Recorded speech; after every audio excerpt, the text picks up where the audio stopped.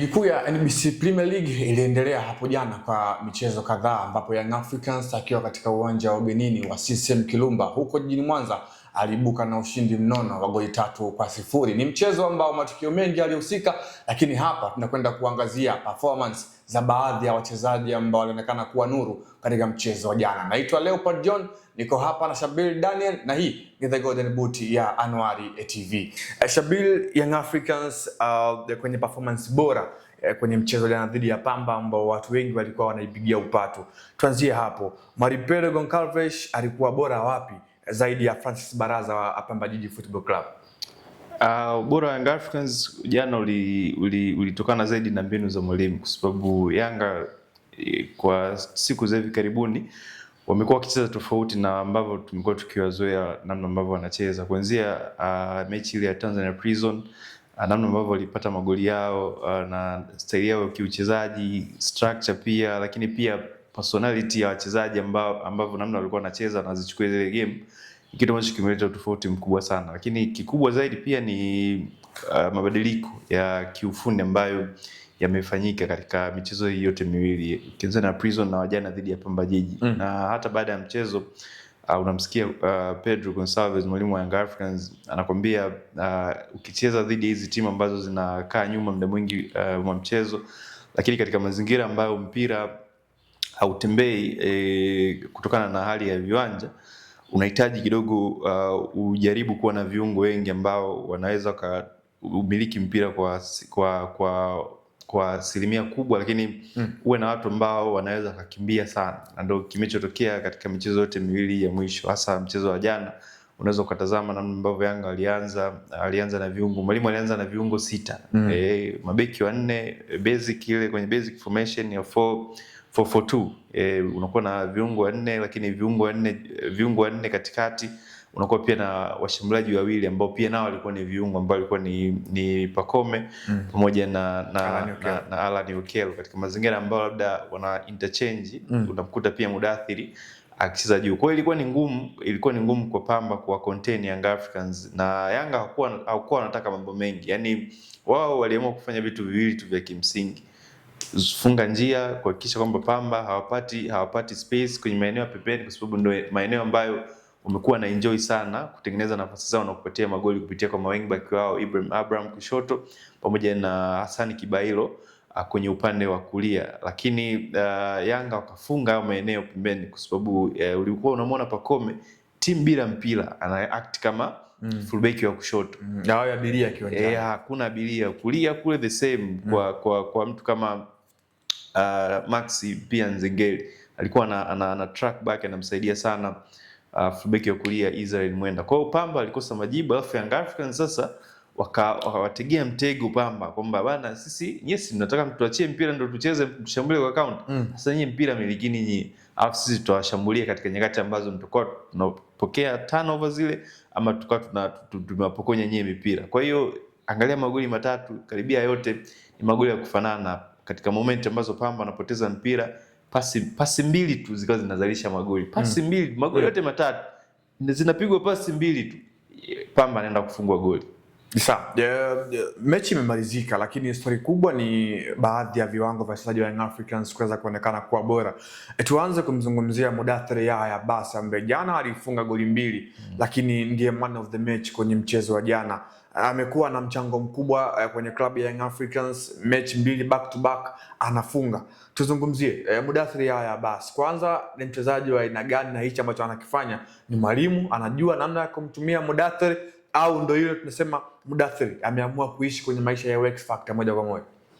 Muda ni ule, yani muda toka akiwa Azam, akiwa Singida, amekuja Young Africans, ni wale viungo ambao tunasema wamejipambanua kuwa wale box to box midfielders, au unaweza kumuita kwa lugha za kisasa in box crushing midfielders, ambaye ana uwezo wa kufunga magoli, kunusa hatari kwenye box la timu pinzani na kupop up na magoli ambayo huwezi kutarajia. Yani anajua sana kujiposition, ana zile instinct za mshambuliaji, although yeye sio mshambuliaji, ni kiungo wa katikati. Kwa hiyo hiyo ndio profile ya Muda. Yani ukitaka kumprofile Muda, profile kama box central midfielders ambaye anaweza ka box crush, yani akalivamia box la timu pinzani na kujiposition kwenye maeneo ambayo haonekani na kuweza kufunga magoli. Wapo viungo na hiyo kina Scott McTominay, ni jamii hiyo hiyo ya Mudathir. Yani Scott tunakumbuka alivyokuwa Manchester United, watu wengi wao hawamuelewi uchezaji wake, lakini akawa anafunga sana magoli muhimu kutoka Manchester mpaka amekwenda Napoli.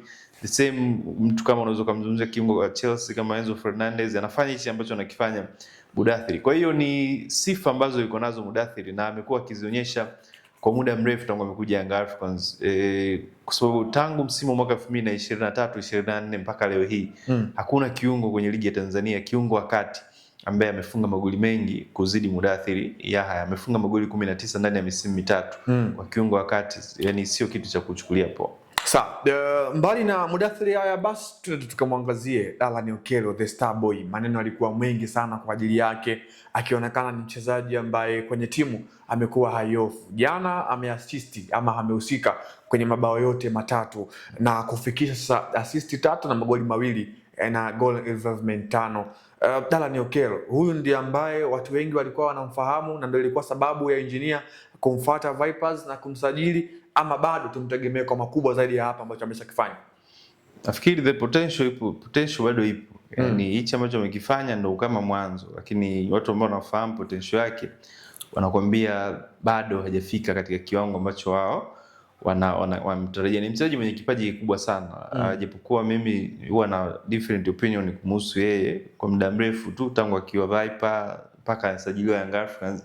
Ni mchezaji ambaye mimi naamini ana kipaji, lakini ni mchezaji wa kawaida. Lakini uchezaji wa kawaida kwangu mimi sisemi kwamba hafahamu mpira ama ana kiwango cha kawaida, kwa sababu ni mchezaji ambaye mimi naamini ni mchezaji wa mechi za kawaida. Katika nyakati ambazo unamhitaji katika mechi kubwa, ni mchezaji ambaye huwa anapotea mchezoni, kwa sababu sijui ni aina ya uchezaji wake, yuko very shy kwenye moment kubwa ambazo unahitaji big personality ya mchezaji iweze kuonekana, character iweze kuonekana, yeye haonekani. Kwa hiyo it takes time.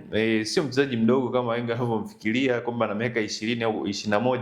Mchezaji ambaye nafikiri mwaka huu anatimiza miaka 27. Yani ni muda ambao ndo anaingia katika prime, lakini nataka kuona zaidi yani ni mchezaji mwenye talent kubwa sana na anatakiwa afanye kikubwa zaidi ya hichi ambacho anakifanya kama mchezaji ambaye amekuja na hype kubwa. Nafikiri ni mwanzo tu na tutegemea kwamba kadiri siku zitakapokuwa zinazidi kwenda atazidi kukua na unaweza kuona haya matokeo, zile end product ambayo amekuwa nayo katika mchezo hivi karibuni inaendelea kumtengenezea confidence. Sasa kipengele kitakuja endapo wale big guns anarejea Depp labda kwa mfano, anarejea Prince Dube, atarudi kucheza katika nafasi gani?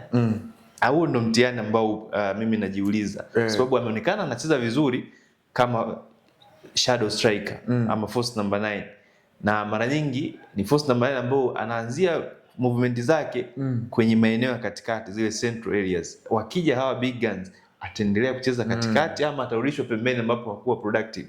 Sawa, mechi imemalizika. Tuiangazie Young Africans kwa ujumla. Mara baada ya hapa, Young Africans tuitegemee kwa namna gani hasa? Back to back, ushindi mara 2, urejeo wa Mwalimu ni kama vile umeongeza kitu kwenye Young Africans. Tutegemee sasa kwa Young Africans hasa kwenye game ambazo zinafuata? Fikiri ni consistency. So ukiangalia ni kama mapumziko ya international break yamewafanya wapumue kidogo, wa refresh.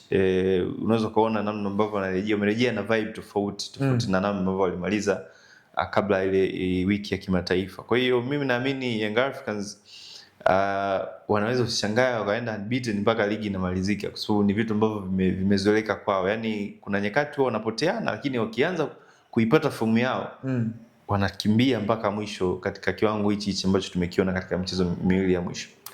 Hayo ni Young Africans mara baada ya hapo jana kumchakaza Pamba Jiji bao 3-0 wakiwa katika ardhi yao ya nyumbani, na kituo kinachofuata kwa Young Africans ni dhidi ya TMA Stars ya huko jijini Arusha katika michuano ya kombe la TFF. Hii ilikuwa ni The Golden Boot. Jina langu ni Leopard John, nilikuwa hapa na mchambuzi kinara Shabel Daniel. Hadi wakati mwingine, endelea kufuatilia Anuari TV.